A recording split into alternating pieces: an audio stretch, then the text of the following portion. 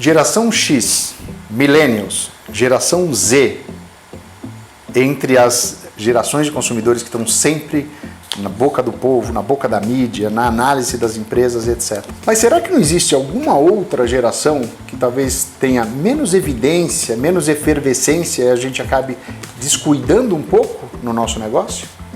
Eu sou Sérgio Molinari, esse é o meu canal no YouTube e a gente vai dedicar esse vídeo a falar sobre um público consumidor do nosso mercado, de uma parte da nossa população, obviamente, que é o idoso, ou vamos falar de outra forma, o consumidor maduro.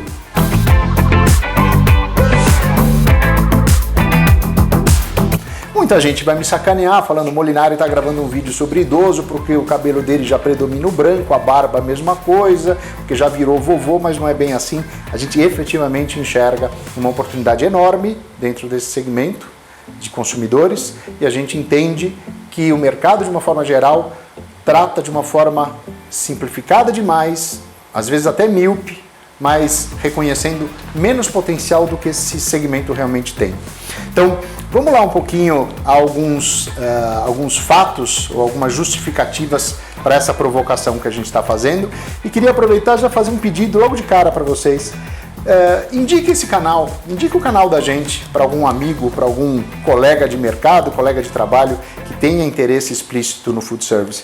Isso daí ajuda bastante a gente a ter cada vez mais tração, cada vez mais evolução do canal. Mas vamos lá, alguns fatos e dados sobre esse tema. Acho que o primeiro deles ao longo das últimas décadas e seguramente pelas próximas décadas, a gente tem uma população brasileira num processo de amadurecimento e de envelhecimento. Então, em 2014 foi quando a gente teve a população acima de 60 anos passando a ser uma população maior do que a população de até 9 anos. Então, os maduros ou idosos, que eu não concordo com a ideia de que 60 anos seja idoso, mas pensando nas segmentações sociodemográficas, né? Mas a população acima de 60 anos passou a ser maior do que a de até 9 anos, que são as crianças. E aí a gente já vem com uma primeira situação que a gente começa a identificar a partir de 2014. Se eu pegar o número, por exemplo, do ano passado, população brasileira acima de 60 anos, 33 milhões de brasileiros, significa dizer que esse segmento, essa fração da nossa população é maior do que países inteiros, como Peru, como Venezuela, como Austrália ou como Chile. Então isso por si só já deveria dar uma noção de que a gente efetivamente tem um mercado potencial enorme. Se a gente olhar numa visão de longo prazo, o próprio IBGE estima que por volta do ano 2060, 1 em cada 4 brasileiros, ou seja, mais de 25% da nossa população, será uma população com 65 anos ou mais. 1/4 da população. Por quê? Porque a taxa de natalidade não avança como avançou nas décadas passadas e a expectativa de vida do brasileiro continua subindo ano após ano. Provavelmente a gente vai confirmar dados ainda mais positivos quando a gente conseguir no Brasil passar por um novo censo, que é uma necessidade enorme que a gente tem. Mas vamos lá, uma parte dessa discussão era falar desse potencial, é vender a ideia de que existe muito potencial nesse segmento e talvez eu tenha me esquecido de comentar o seguinte, vamos considerar que esse consumidor mais maduro, mais idoso, ele tem um poder aquisitivo maior do que o consumidor adolescente, por exemplo, ou jovem adulto, e ele tem mais autonomia para decidir o que fazer com o seu dinheiro do que esse consumidor. Então, muitas vezes a gente olha muito para um determinado perfil de público mais jovem, mais moderno, mais em ebulição, e desconsidera o tamanho do segmento mais maduro e as suas características de maior poder aquisitivo e maior autonomia sobre decisão de compra. Então, isso para fechar esse quadro de potencial.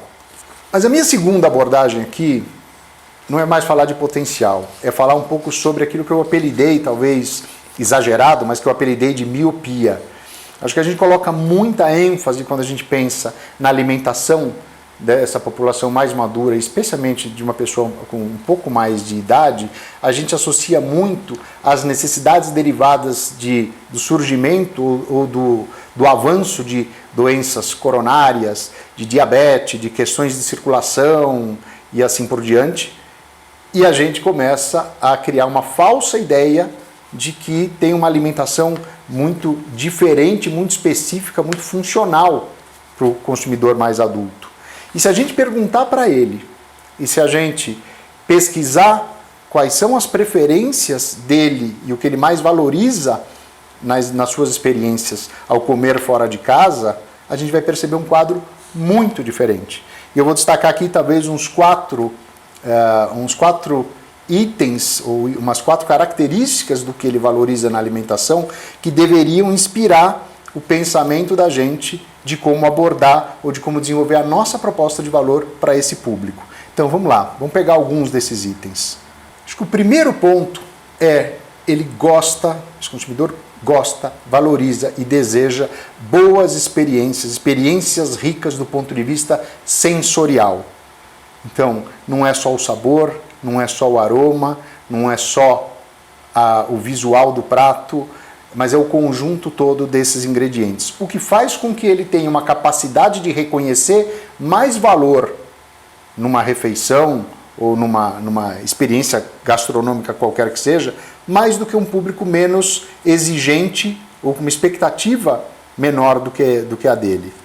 Um outro ponto é, ele valoriza como poucos aspectos como ingredientes naturais, ingredientes frescos, ingredientes de origem, o próprio raciocínio do que a gente chama hoje de farm to table. Então, isso faz muito parte de como, sem ter que procurar uma alimentação ligada a temas específicos de saúde, mas que ele possa ter uma alimentação saudável de uma forma mais ampla. Ele reconhece valor nisso. Até porque a história dele ligada à alimentação se originou muito mais dessa forma, que é uma forma mais caseira de se alimentar. E talvez aí eu possa fazer um gancho para um terceiro ponto que eu considero super importante e que está muito em voga, está muito em discussão hoje na valorização da gastronomia, que é a questão da memória afetiva. Quem mais do que uma pessoa que realiza refeições, lanches, que frequenta restaurante, que come em casa, que lembra da culinária da mãe, da avó ou da cidade de onde veio, quem tem capacidade ou quem tem mais sensibilidade para a memória afetiva do que uma pessoa madura, do que uma pessoa idosa? Então fica aqui um terceiro ponto. A gente tem falado muito disso e talvez olhando para o público errado quando fala de memória afetiva. E um quarto ponto que eu queria destacar, até porque me parece que a gente lê de uma forma um pouco errada, é a questão da interação desse consumidor maduro ou idoso com a tecnologia. A gente normalmente interpreta que ele tem uma absoluta aversão à tecnologia. Mas vamos lá, se eu imaginar que hoje 13% dos smartphones funcionando no mundo são utilizados por pessoas idosas, isso já me dá uma ideia de que eu tenho algo como 1 bilhão de pessoas idosas usando mais smartphones.